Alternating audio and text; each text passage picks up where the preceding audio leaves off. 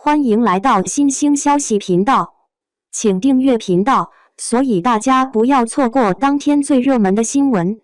我们今天的时事通讯包括以下内容：浴火之路口碑井喷，打了多少资本的脸？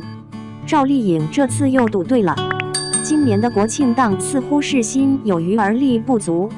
本以为陆川导演会是乌尔善之后电影市场的又一位奇幻题材救星，没想到749局直接被打入上海堡垒的队伍。难看、烂片等词汇充斥着评论区，观众看得苦不堪言，导演连续破防更是难评。隔壁港片《危机航线》发挥依旧，同样积压多年，动作戏远不如宣传的劲爆。《志愿军2》就算用吴京来顶，观感也不达预期，剧情细碎，再加上太子，怎么看怎么别扭。这个国庆档到底哪部影片才算得上最值得一看的作品？我的回答是《浴火之路》。或许看到这你会嗤之以鼻，不是大制作，对比来说阵容其实一般，看起来似乎根本不该是黄金档的最强王者。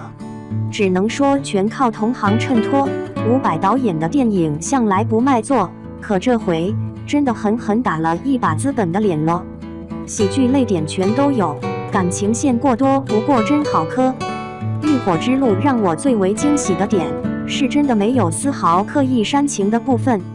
打拐题材也曾是影视剧市场的大爆款，可大家早已经哭够了，尤其是这种以孩子来制造卖点的电影，花钱流眼泪总让人后悔。可浴火之路不仅没煽情，笑点竟然还不少。其中以打拐铁三角关系的转变为核心，用公路将情节串联到一起，把故事完整还原在观众面前。对人贩子的仇恨和暴力是电影的爽点。崔大陆肖央是重金寻子，孩子被前夫卖了的英子赵丽颖是看到崔大陆情绪激动，在晚上到旅馆找了崔大陆。不知所以的崔大陆竟然以为英子是做皮肉生意的。英子受到语言上的侮辱后去了卫生间，紧接着就来了2个劫匪。崔大陆与闻声赶来的兄弟给劫匪胖揍一顿，以为英子是仙人跳，没想到一踹开卫生间的门，英子已经倒在了血泊之中。从此英子就跟在崔大陆的左右，跟着他找孩子。而赵子山刘烨氏的孩子早在几年前就死在了人贩子手里。3个陌生的成年人一起走上打拐的旅途，他们的互动也就成为了剧情的最大看点。2男1女，无论是男性之间荷尔蒙的碰撞，还是2对 CP 的暧昧细节，从磕磕绊绊、将信将疑，到英子决定跳河自杀时，2个男人带着英子的希望回来，坐在旁边的观众已然潸然泪下。最后的结局其实也不够完美，却将人设发挥到了极致。在电影中，坏人总会得到应有的报应，但好人未必会有好报。但回味之中，这或许也是人物最好的结果。杀人者偿命，不恕孩子之术前的胡子被一刀割喉，没有半点废话，爽到不敢置信。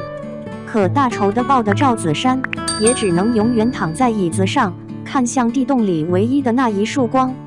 能将妻子和亲生孩子都卖出去的前夫哥被天雷滚滚直接劈死。可崔大陆的孩子找到了吗？我想还是把这个问题留给还没来得及观影的观众，走进影院一探究竟吧。肖央演技太绝，赵丽颖好美，刘烨帅呆了。相比对于失独父母的可怜，看完《浴火之路》，我想大家更多的感触是爽。不得不说，伍佰导演在选角方面确实有点东西。尽管3位主演中有影帝也有炙手可热的流量小花，可在电影圈都算不上一线，但他们仨的表演碰撞到一起，还真让人记忆犹新。要说演技最好的，个人认为还是肖央，他的表演实在是太自然了，所有情绪的流露都非常到位。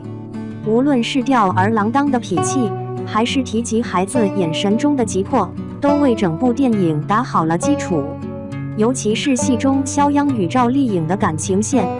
说实话，在隐约感受到两个人的感情线时，我第一反应是抗拒的。可肖央的表演还真让我入戏了，小心翼翼的暗恋，嘴硬心软的小眼神，还有突然爆发的性张力。观影期间就已经能预想到，又会有一大波 CP 粉诞生了。赵丽颖这次也算是扛住了，她没有太多迎合人设的大高光戏份，但演技也是无功无过，没有拉胯的地方。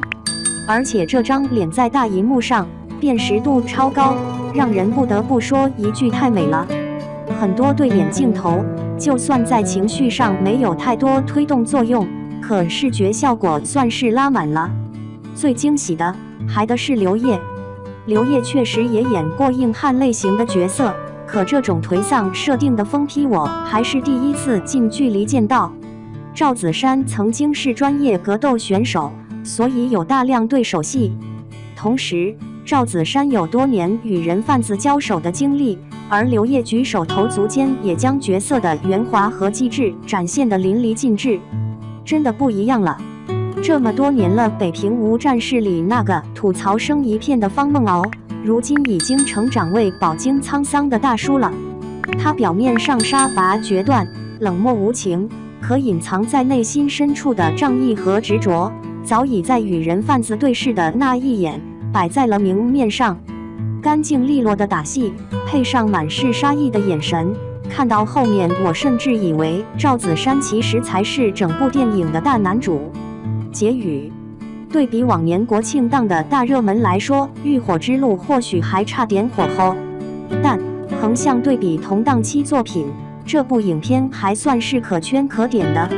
在剧情上，该影片算是打拐题材中的一股清流，用寻找孩子的决心和不顾一切报仇的执念代替苦和愁，这才是打拐影片的正确打开方式，也能让观众看得更加带感。而在演技上，3位中生代演员合作擦出的火花有些惊喜，他们完全没有想要凸显自己的光环，每个人都活在了角色之中，扛住了镜头，也扛住了对手戏给出的压力。另外，对于赵丽颖来说也算是不小的突破，这才是转型到电影圈的第2部作品，颜值和实力都不输肖央与刘烨，想必下一部一番电影成绩也能不错。不知道你是否选择了《浴火之路》这部电影呢？